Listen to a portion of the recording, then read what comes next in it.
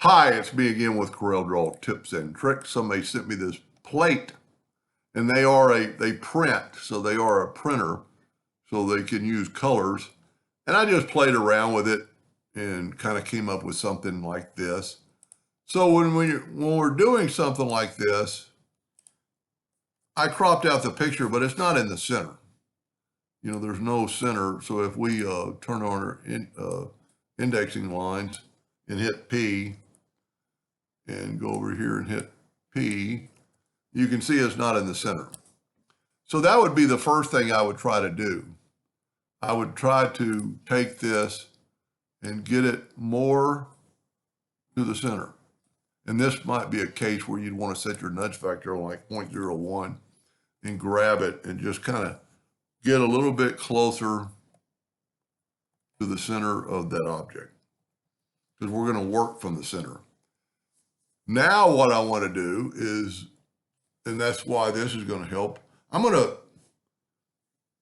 normally draw a hairline, but for this, I'm going to draw on like 2 points so you can see it better. And some of the lines are 2 points anyway. And we'll call that good. So I'm going to take an ellipse about the size of the plate. I'm going to hit P. For the video, I'm going to make it yellow so maybe you can see it. Well, not really. I don't know why. Oh, it's just not as thick as I thought 2 points would be. Let's see if we can grab the line. Let's make it 4 points.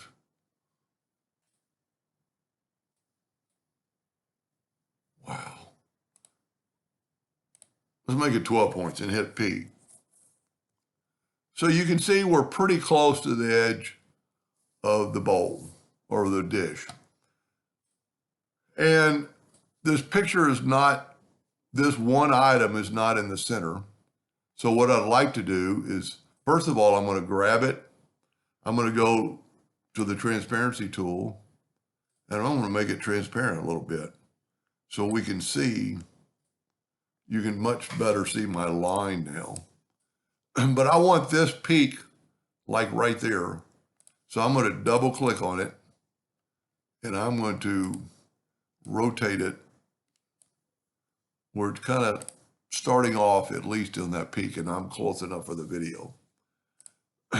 Now, there are 8 of these, so that's 45 degrees. So I'm going to take a 2-point line, and I'm going to hit P, put it in the center of the page, and I'm going to rotate it 22.5 degrees. And then Control D and mirror it the other way. So this is my area that I can write in. Maybe not so much, but this is the way I'm going to do it. And really, there's only 2 objects. There's this object and this object. Well, I'm not counting the middle, which I'm not going to show him how to do the whole thing. I'm just going to show him what I would do. I'm going to use my freehand tool, and you'll find out real quick how good you are or how bad you are. And what's so nice about it, now we can take our shape tool and delete the nodes. And we'll want to delete that node and put that right on that line and maybe bring it up a little bit. Maybe bring this one in a little bit. We're just looking for consistency and symmetrical. So I'm going to Control D and make a duplicate. While holding down the Control button, I'm going to move that. I didn't hold down the Control button. Get the 2-sided, I hit the Shift key. So I didn't make a copy. Control D, get the 2-sided arrow and move it over there. So now we got a pretty symmetrical drawing. I'm not going to worry about anything in the middle or down here yet. And I might make a second video on that. This would actually be easier than this first one. I did pretty good with the freehand tool. If you set your freehand on like 100 smoothness, you'll get a lot smoother. It'll take up some of your shakeout. As you can see, that'll look pretty good. And you could use the 3-point line. I'm just getting it close right now. I didn't do a very good job though, but I'm going to take my shape tool and I'm going to bring this down here and bring that in. Actually double click and make another node and put it there. Maybe right click and turn this into a line. Double click it, put it there. And then double click on that and turn it into a cusp. And then that way we can only move one handle at a time. Even though that was a line, so we're going to have to put it back to a smooth. And we'll have to click on that node. Well, you know what, tell you what, let's double click right there and turn that into a curve. That way we can kind of move this around a little bit. And I can tell it's not a cusp anymore. A cusp is going to allow you to just move one side. And for the video, that's good enough. And they're not trying to reduplicate this exact plate. More so, just get some ideas. Now this, I might use the 3-point curve line. Well, I need to go a little further yet and put, with the freehand tool, I'm going to go from right there. And see how it kind of smoothed it out for me? Now I'm going to delete that node and see what happens. That's pretty good. Now we can take this and move it down here. We might have to add a node. And this is where I might even use the 3-point curve line. Now we want that line kind of be the same, so we're going to Control D, holding down the control button and move it over there. Now the drawing's not, my drawing's going to be a little bit more symmetrical than theirs, but he could change that to whatever he wants. Now we're going to just make this shape, but I'm just going to use the freehand tool. And I'm just going to close that. You know what, on this one, I'm going to use the 3-point curve line because it'll do such a better job because it's just a curve. And I don't like my line at the bottom. And I'm just going to kind of connect the lines. And I'm going to just make that all one piece. Now I can take my virtual segment delete key and delete that so I won't have to worry about it later. And I'm missing a lot of parts. You know, this I'm making mine more equally. You see this is starting and it's overlapping there. This part of stuff is a little bit harder, but we're going to tackle it. I'm going to use the 3-point curve line. And I'm going to go from about right there. And I'm just going to make a curve. Get back to your node. Now, I'm not going to go all the way this time. I'm not going to go all the way to that joint and see if it helps. See, that's just going to be filled in with color. Now, we can use the spiral tool set on one spiral. And we get over here and just draw. Well, you know what? Let's go back to 2. Let's go to 2 and draw a spiral. And what we need to do is, I was afraid of that. I only want that part. So I'm going to right click on that with the node and break it apart. And then I can delete that line with the virtual segment delete key because I really only want that part of the spiral. So I'm going to actually change this guy up a little bit. I'm going to make it a little wider. And that's pretty good. And I'm going to hit, now this I'm going to hit plus on the keyboard and then mirror it the other way. And then move it over here. And then we got to figure out, you know, where we want to start and stop it. So we want it at least past that line so we can cut that line. That one's just a little bit over the head. And I would just do the same thing for the other ones. You know, you don't have to get into everything. You know, you don't have to make it, and we're going to make those lines blue in a minute to kind of highlight the plate. And then we'll color some things in. This kind of a flower looking thing. And if you're not interested in ever doing this, just, I was going to say hang up, but just stop watching.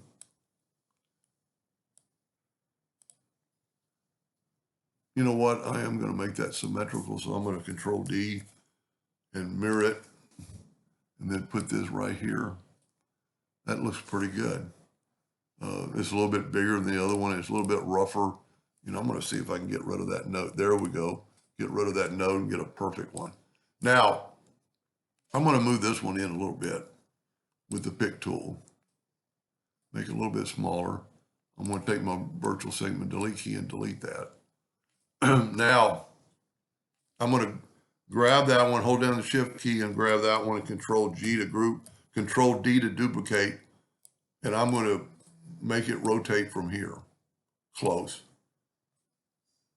See, we're pretty good. I'm going to go a little bit more so we're not doubled up the lines there.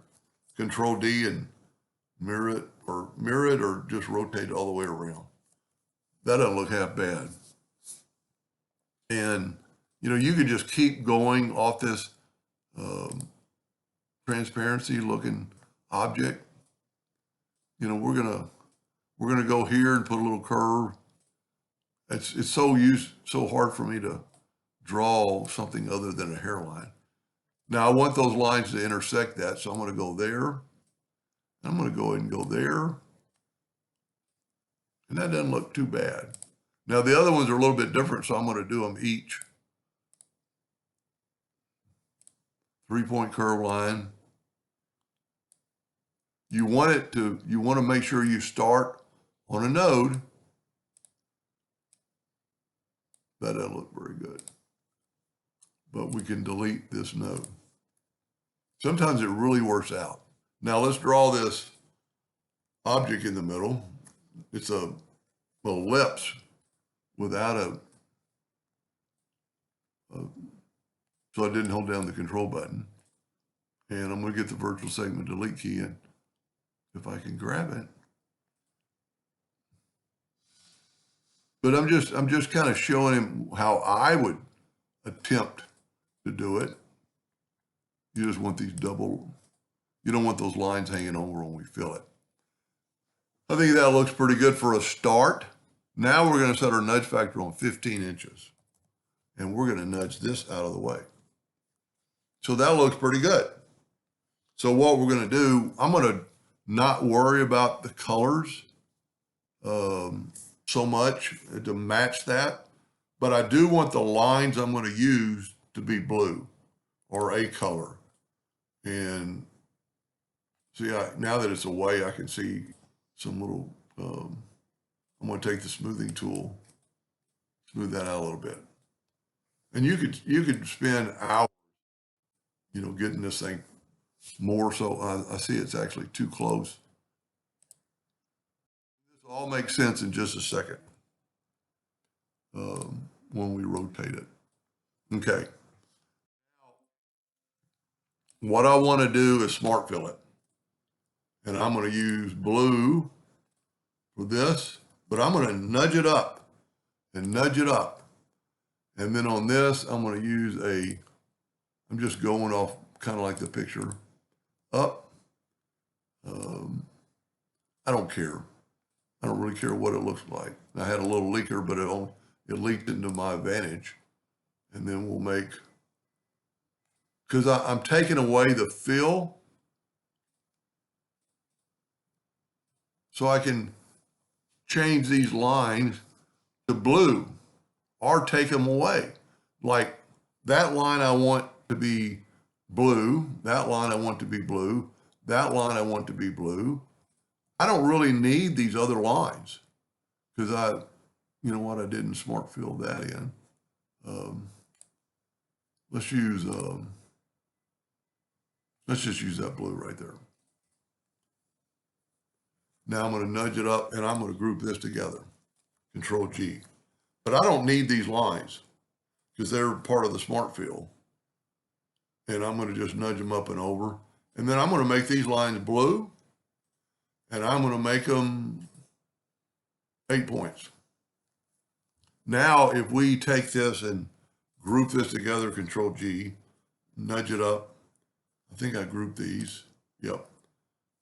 Nudge this back. And there's still a lot of fancy stuff in here I didn't put yet. but I'm just trying to get him the idea. Now, if we nudge down, I must not have had it all. Yeah, I did. And because we're not moving it, we're nudging it. So now I can go Control D to duplicate it, Alternate C to have it go from the center. Well, you know what? I'm going to have to group it together for that to work. So let me back up here. Let me group it all together. Control G, put it to there. Control D, Alternate C, and there I am in the center. I'm going to rotate it 45 degrees. Control D, Control D. And if you had all the other stuff in there on the outside, it would look pretty cool. Now I forgot to fill in these little white spots, but that's very easily done. This video is running pretty long. I might just quit on this one and maybe I'll fill in that and then kind of show him how to do the other. So let's group this together, Control G. Let's put a black box around it just to see what it looks like. You know, for years, I always use a yellow box, but now I'm going to black. That's pretty cool. Now, if I would have put some more detail in there and done the more squiggly lines, and then the dots, all this stuff would be easy, and just do that before you rotate it. Now, I am going to make a second video later on this, because this will be super easy. Now, this is, it's a painted plate, so the colors are going to blend in together where mine are going to be more perfect. I like it better than my first one because I actually filled in the whole thing in a different color between there, which was very easily done. If we go back and actually put in another ellipse and hit P, well, let me move this out of the way and let me nudge both these over. So now we got another circle, and I'm not near big enough with the new circle. And I'm going to hold down the Shift key to enlarge it. I just want to go, somewhere like right in there, because now if we move our picture away, there's a whole lot of area I can fill with different colors. I'm actually a little bit too big with the circle. Hold down the Shift and just bring it in. You can't have a leak, but I don't want it too big. And then I think my line's not even long enough up here. Okay, it must be grouped together. Go up to Object, Group, and Ungroup. Whenever you can't grab some of the shape tool, it's because it's grouped together with something else. So now let's look at this, and all these should not leak, hopefully. So let's go back to the Smart Fill tool, and let's use colors we didn't use. Let's get a really light green. Okay, go Object, Order, back a page. And we'll just put light green there too. Well, that doesn't look too good. But you can always change it to that orange. Now, if we would basically delete all these, and you can always swipe like that, and as long as you don't get the entire circle. Now, if we will group this, Control G, Control D, Alternate C, always click on it, make sure it's there, rotate it 45 degrees, Control D, Control D, Control D. And without too much more effort, we could put in all that more decorative stuff. I am going to finish this later. I need to get out and do some things in the shop. But that looks pretty cool already. And I mean, if I didn't talk, I could make done in 5 minutes. Anyway, that's a start. Hope that helped. Maybe wait for part 2. Thank you for watching.